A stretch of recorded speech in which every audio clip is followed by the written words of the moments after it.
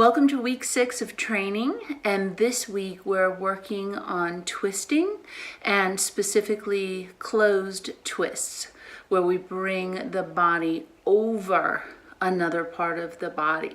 So your torso coming out and over across the legs, or if you are upside down, you can bring your legs across the torso. But today we're going to be upright and we're doing 3 poses. So we're doing revolving chair, which is Parivrtta Utkatasana. We're doing revolving triangle, which is Parivrtta Trikonasana, and revolving half moon, Parivrtta Ardhachandrasana. So the key to any good twist is extension, getting as much space in between the vertebrae of your spine as you possibly can. And you also want to create as much space as you can throughout the rest of your body. You have to be strong in all of the places that support the pose, and you have to be really flexible throughout the entire pose, because especially closed twists, they require a lot of re-extension, re-engaging to go deeper and deeper, and to keep your balance. One of the poses we're doing specifically is a balancing pose, and that's the revolved half moon. But what you'll notice is whenever you do a closed twist, even if you're on both feet, a lot of the time it feels like a balancing pose because your spine is rotating right in the center line. So I'm going to show you revolving chair from a couple of different angles so you can really understand what I mean about rotating in the center line. So when you set up revolving chair, feet are together, and you bend your knees and you sit down into your chair pose. To get a little bit lower, put a little weight towards the heels, lengthen the toes, send the inner knees forward, and pull that belly in. Now we're going to keep nice and low here, but I'm going to extend more through the spine. So I'm going to draw my belly in better and lift up through the side bodies and my chest.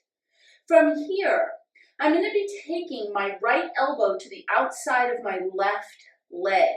So I've got to get a lot of space all through the sides, but I'm going to bring my hands to heart center, trying to maintain the space I just created in my sides. Now I'm going to lean a little forward and sit a little deeper and start rotating my spine, taking my elbow to the outside of that thigh, turning and twisting, pulling in the belly, rotating more, and then unwind. If you do a good twist, when you unwind, it will release very quickly. And that's how you know you had a good twist. Now I'm going to show you how the spine is rotating down the center line.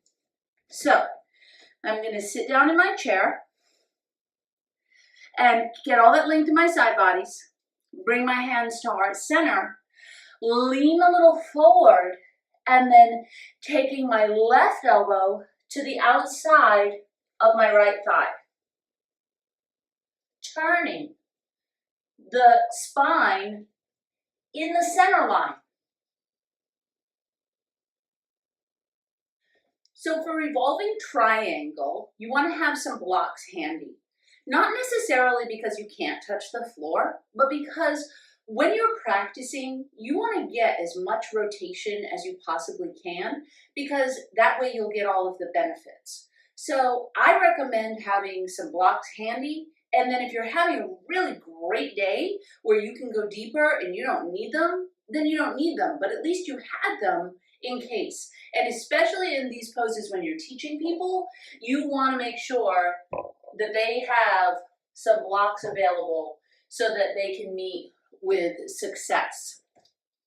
I'm going to put my left foot forward and my right foot back. And the distance between your feet for a revolved triangle is about 3 feet apart.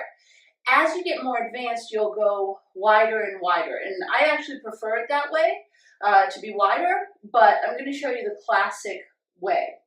So from here, I'm going to go in, hands onto the hips, and we're going to start moving forward, extending the spine forward over my front leg. Then I'm going to take my right hand and put it on the block on the outside of the left foot.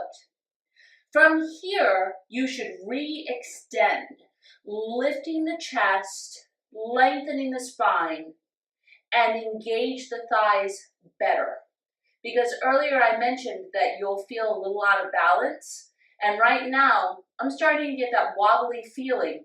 So I need to engage my thighs more, pull in the belly better, and lift the chest. Remember, finding Tadasana in the spine. Once you get your entire chest to rotate towards the left, then the top arm can go up and you can look up. You want to release from the revolving triangle with a lot of control, because if you don't stay engaged, you're going to fall over while your torso is twisted over to the side. And it's kind of a dangerous pose to come out of. It is a level 1, but it's pretty complex. Now I'm going to show you on the right side with the right foot forward. I'm going to face you so you can once again see the rotation of the spine down the center line. So I'm going to bring my right foot forward and my left foot back. I'm going to grab my block, have it handy on the outside of my right ankle. Another way to go in is with the arms out to the side like this. And this does help to keep the balance. You can think about it like when someone holds a pole on a tightrope, how the pole extends out to the sides and helps the balance. This is the same thing with your arms. But I'm going to go in the same way I did on the other side now. Hands onto the hips. I like this because I can draw my elbows toward each other and lift my chest a little bit more.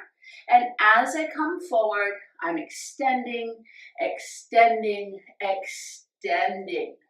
I'm going to take my left hand, put it on my block on the outside of my right foot. Fingers and toes always point in the same direction in this pose. And now I'm going to re-extend, finding that Tadasana in my spine. I'm engaging my thighs, pulling in the belly, and you'll notice the rotation actually starts happening. You turn the waist, the chest, the shoulders, and the neck. And then the arm is up and you look to that top hand. Coming out with control and coming up. Okay, I'm going to teach you revolving half moon for beginners. I think you should go in from the Virabhadrasana 3 or Warrior 3 pose because it makes it very attainable.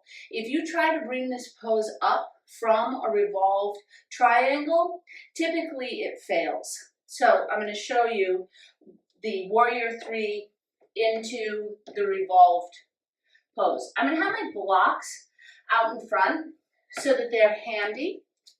And then I'm going to take my right foot and step it forward and point the toes of my left. Slowly starting to lower. Hands onto the hips. Coming into that Warrior 3. I'm going to reach forward and put my hands on my blocks. I'm going to bring one of my blocks about 10 to 12 inches in front of my right foot. And then I'm going to put my left hand on that block and start rotating my chest to the right. You can put your hand back on your hip. Start turning waist, chest, shoulders, neck, arm goes up.